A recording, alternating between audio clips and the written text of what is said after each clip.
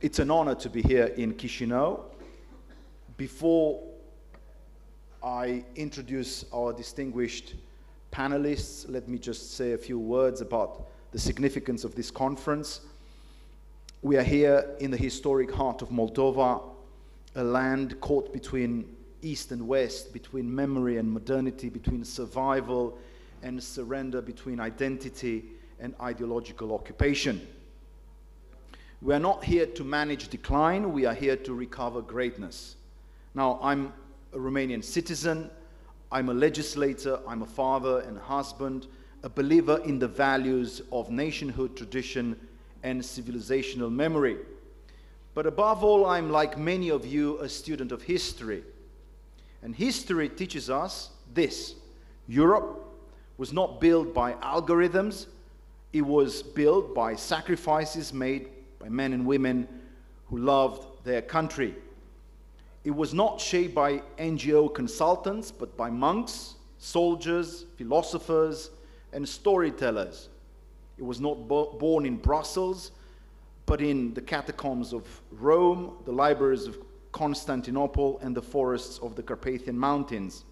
Perhaps our good friend, General Geoffrey van Orden, would remember the words of William Butler Yeats, who said, "O sages standing in God's holy fire, and in the gold mosaic of a wall, come from the holy fire, burn in a gyre, and be the singing masters of my soul." In a sense, I think we are all here in a very special place of Europe, because this place is carrying out to some extent the legacy of Byzantium. And so let me tell you a story about a great man who sailed indeed to Byzantium.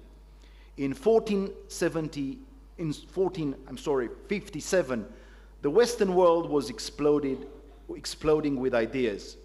Books were being printed, kingdoms were being shaken. But here, in this very region, Eastern Europe, a different revolution took shape. It was right after the fall of Constantinople. Stephen the Great came to power in Moldova. Now, he was educated in Mount Athos, in the Vatopedi monastery. We know that he was a brave war hero. He had 4 wives and more than 30 battles. Historians still debate which brought him more victories or headaches. But nevertheless, that wasn't just his only genius. Stephen the Great, and by the way, the most important street in Chisinau is called Stephen the Great. His true greatness lay not just in the sword, but in the mindset he forged for his people. He built monasteries not as ornaments, but as fortresses of culture. He did not write policy documents, he painted theology on the walls of the Voronezh monastery.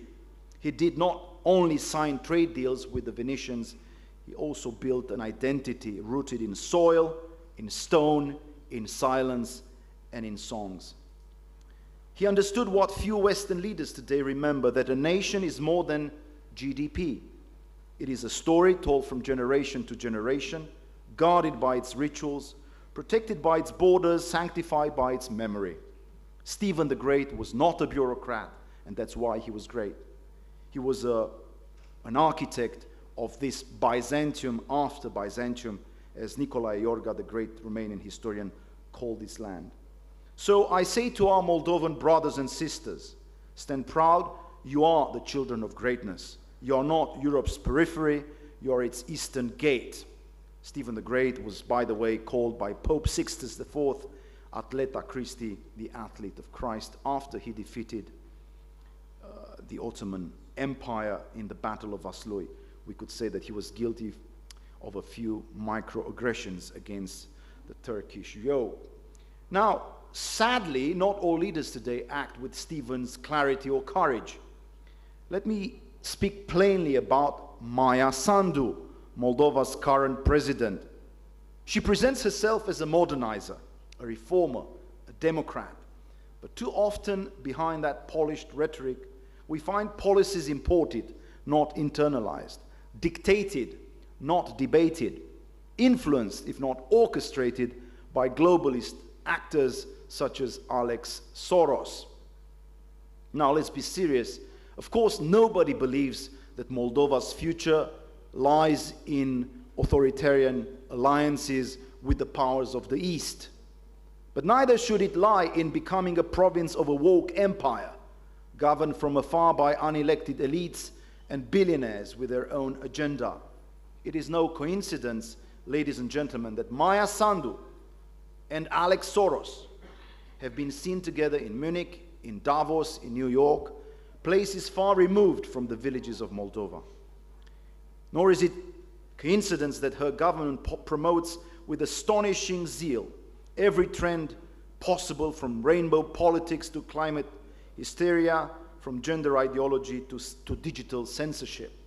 And we've seen censorship happening yesterday and today amongst ourselves.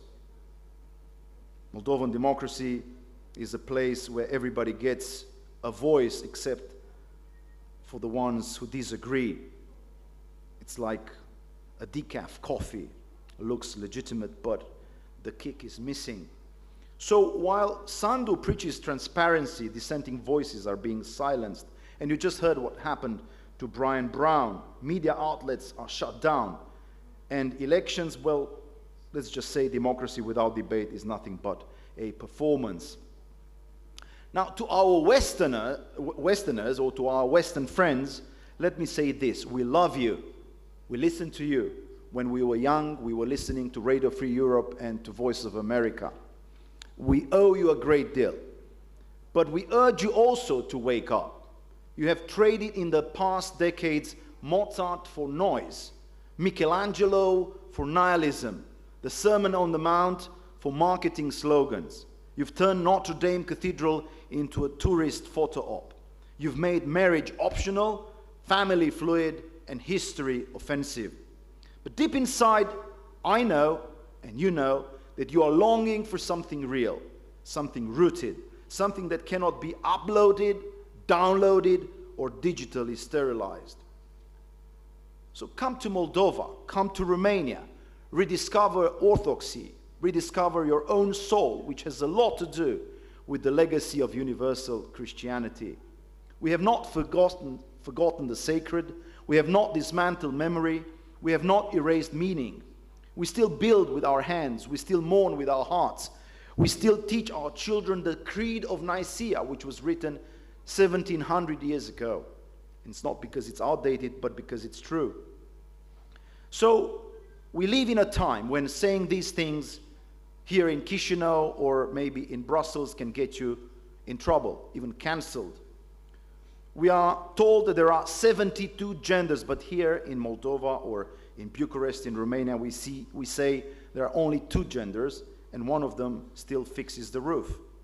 We are told children can choose their sex, but we believe that parents should choose their schools. We are told history must be erased, but we as conservatives believe that history must be taught to the young ones.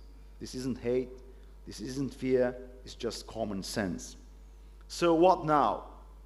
Let me be simple.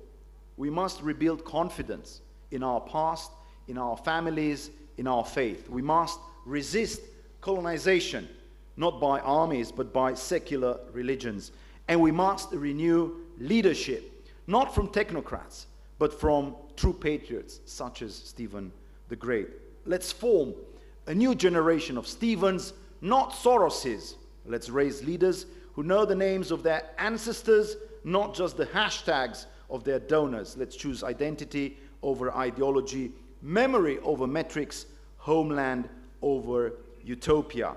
So let us rise from Chisinau to Vienna, from Bucharest to Warsaw, and declare that beauty is not luxury, it's necessity. The tradition is not backward, it's wisdom. That nationhood is not hate, it's gratitude. Europe does not need another app. Europe needs another Stephen the Great, another Dante Alighieri, another Jan Sobieski, another Alcide de Gasperi or Charles de Gaulle. People who knew what was worth dying for. So I say to you, the soul of Moldova is not for sale. The Christians of Europe are not ashamed. The sacred fire burns still, in stone, in silence, in story. Let us guard it. Let us pass it on. Thank you, and may Europe be once again sacred, sovereign and free. Mulțumesc!